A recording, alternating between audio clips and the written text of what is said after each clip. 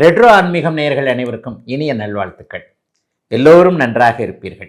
இப்பொழுது 2026 ஆனி மாதம் எப்படிப்பட்ட பலன்களை கொடுக்க போகிறது அப்படிங்கிறத எப்போது பார்த்தலாம். மேஷம் முதல் மீனம் வரையிலான 12 ராசிக்காரர்களுக்கு தனித்தனியாக என்னென்ன பலன்கள் நடக்கிறதுன்றது இப்போது பார்க்கறதுக்கு முன்னாடி, இந்த 2026 ஆனி மாதத்தில் முக்கியமான கிரக பயிற்சிகள் ஏதாவது இருக்கா, கிரக நிலைகள் எப்படி இருக்குது, அது 12 ராசிக்காரர்களுக்கு அவசியமான ஒன்று.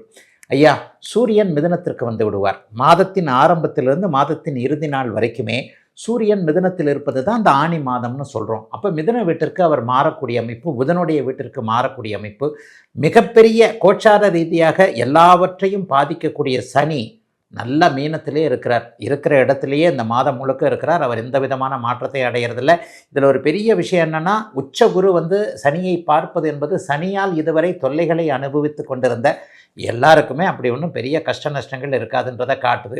சனிக்கடுத்து 2ஆம் நிலை நல்ல கிரகமான குரு பகவான் இப்போ தான் போன ஜூன் மாதம் 2ஆம் தேதி தான் மாறி இருக்கிறார். ஒரு 10-15 நாட்களுக்கு முன்னாடி மாறினது. கடகத்தில் அவர் உச்சகுருவாக இருப்பது மிகப்பெரிய யோகம். செவ்வாய் 2 இடங்கள்லேயே மாறி இருப்பார். செவ்வாய் பயிற்சி இந்த மாதம் நடக்குது. முதல்ல மேஷத்தில் ஆட்சியாக இருக்கக்கூடிய மேஷராசிக்காரர்கள் செவ்வாயை யோகா அமைப்பாக கொண்டவர்கள் எல்லாருக்குமே நல்ல பலன்களை கொடுக்கக்கூடிய நிலையிலிருந்து இந்த ஆனி மாதத்தில் ரிஷப வீட்டிற்கு அவர் மாறுவதும், வக்கர நிலையில் இருக்கக்கூடிய புதன் கடகத்திற்கும் மிதுனத்திற்கும் மாறி மாறி வருவதும், சிம்மத்திற்கு சுக்கிரன் மாறி போகிறதுமான ஒரு கிரக நிலைமையில் தாங்க இப்போ இருக்குது. ராகு யாரையும் பீடிக்கலை. பொதுவாகவே ராகு கேதுக்கள் யாரையாவது ஒருத்தரை பீடிச்சாங்கன்னா, அதாவது ராகு கேதுக்களோடு யாராவது ஒருத்தர் இணைஞ்சிருந்தாங்கன்னா, அந்த கிரகத்துடைய ஒரு தன்மைகள் நன்மைகள் அந்த ராசிக்காரர்களுக்கு அது ஒரு யோகமான இருந்தால் அது கிடைக்காம போயிடும். அந்த மாதிரியான அமைப்புகள் எதுவுமே இந்த ஆனி மாதத்தில் கண்டிப்பாக கிடையாது.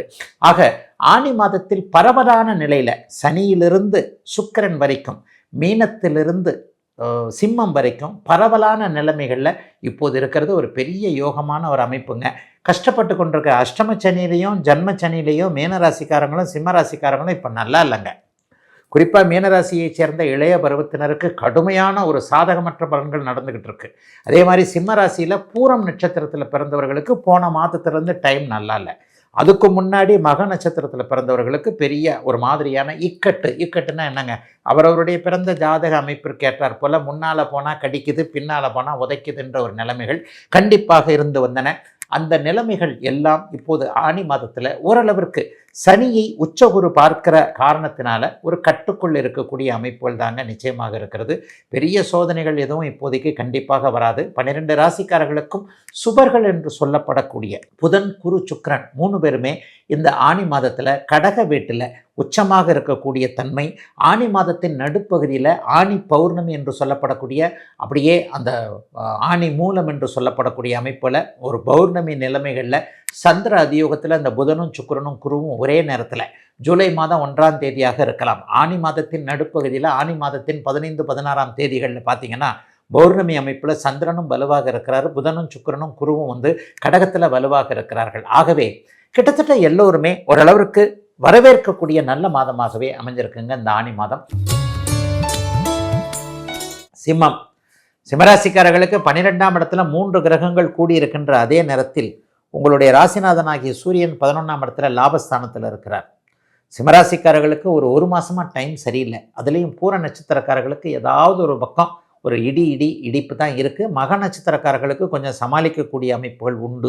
உண்மையில் 10ஆம் இடத்துல சூரியன் இருந்து இப்போது இந்த ஆனி மாதம் 11ஆம் இடத்திற்கு வருகிறார்.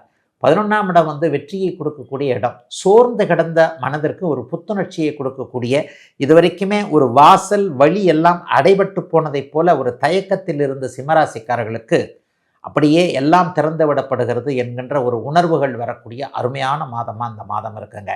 சூரியன் 3, 6, 10, 11ஆம் இடங்களில் 4 இடங்களில் தான் ஒரு வருஷத்துக்கு 4 மாதம் தான் நல்ல பலனை செய்வார் உங்கள் ராசிநாதன். இந்த மாதம் முழுவதும் 11ஆம் இடத்தில் இருக்கிறார். மிக குறிப்பாக 12ஆம் இடம் இப்போது கூடுதல் சுபத்துவத்தை அடைந்திருக்கின்ற காரணத்தினால் 3 சுபர்கள் இந்த மாதத்தில் 3 சுபர்கள் 12ஆம் இடத்துல ஒன்று கூடுகிறார்கள். என்ன நடக்கும்னு பார்த்தீங்கன்னா, வெளிநாடு வெளிமாநிலம்னு தூர இடங்களில் இருக்கக்கூடிய அனைவருக்குமே மிகப்பெரிய நல்ல மாற்றங்கள் ஏற்படக்கூடிய தன்மைகள் கண்டிப்பாக உண்டு. இருக்கின்ற இடங்களில் க்ரீன் கார்டு கேட்டவங்க, குடியுரிமை கேட்டவங்க, பெர்மனன்ட் சிட்டிசன் இதுக்கெல்லாம் அப்ளை பண்ணவங்களுக்கெல்லாம் நல்லவைகள் நடக்கும். தூர இடங்களில் குறிப்பாக கிழக்கு நாடுகள்னு சொல்லப்படக்கூடிய சிங்கப்பூர், மலேசியா, ஆஸ்திரேலியா போன்ற நாடுகளில் இருக்கக்கூடியவர்களுக்கு இருக்கின்ற நாடுகளிலேயே வேலை மாற்றம், தொழில் முன்னேற்றம் போன்றவைகள் கிடைக்கக்கூடிய தன்மை இப்போது கண்டிப்பாக அத்தனை சிம்மராசிக்காரர்களுக்கும் உண்டு. அட்டமத்து சனி இப்போது பாதிப்புகளிலிருந்து கொஞ்சம் அப்படியே விளக்கம் இருக்கும். ஏன்னா அட்டமத்து சனியை இப்போ உச்சகுரு பார்க்க போகிறார். என்ன இருந்தாலும் சனி தான், என்னதான் இருந்தாலும் வேதை அமைப்புலையும் இருக்கிறார். என்ன கடகராசிக்காரர்கள், மிதனராசிக்காரர்கள் போன 4-5 வருடங்களாக பட்ட கஷ்டம் போல சிம்மராசிக்காரர்கள் படலை. மிகப்பெரிய கெடுதல்கள் இல்லை என்றாலும் கூட இப்போது சிம்மராசிக்காரர்களுக்கு கெடுதல்கள் நடந்து கொண்டிருக்கிறது அப்படிங்கிறது தான் உண்மை. அது ஆனி மாதத்தில் நீடிக்குமான்னு பார்த்தா எதையும் சமாளிக்கக்கூடிய அமைப்பில் இருக்கும். ஒருத்தர் அடிக்கிறாரு, நம்ம பொத்துன்னு கீழே விழுந்துடுறோமா அல்லது தாங்கிக்கிட்டு திருப்பி கையையாவது ஓங்குறோமா அப்படிங்கிறத பொறுத்து தான் நமக்கு நடக்கக்கூடிய கெடுதல்களுடைய அளவீடுகளை நம்ம புரிவோம். அடித்தாலும் கீழே விழுந்துடாத அமைப்பில் தான் இப்போது சிம்மராசி இருக்குது. கீழே விழாது, திருப்பி பார்த்து அடிக்கிற அளவுக்கு தகுதி இருக்கக்கூடிய அமைப்போல் இப்போது சிம்மராசிக்காரர்களுக்கு உண்டு. சூரியனும் செவ்வாயும் வலிமையான நல்ல இடங்களில் இருப்பது ஆனி மாதம் 10ஆம் தேதிக்கு பிறகு அப்படியே தசம அங்காரகா என்கின்ற அமைப்பில் 10ஆம் இடத்திற்கு செவ்வாய் வருவது தொழில் முன்னேற்றங்களை குறிக்கக்கூடிய ஒன்று. அரசு அதிகாரிகள், அரசு சார்ந்த விஷயங்கள் இருக்கக்கூடிய சிம்மராசிக்காரர்களுக்கு ப்ரொமோஷன் போன்றவைகள் இந்த மாதத்திலிருந்தே அப்படியே கிடைக்க ஆரம்பிக்கும். எதை பற்றியும் கவலைப்படாதீங்க, பெரிய அளவில் சோதனைகள் இருக்காது. பூரம் நட்சத்திரக்காரர்களுக்கு மட்டும் மனக்குழப்பங்கள் நீடிக்கக்கூடிய தன்மைகள் உண்டு.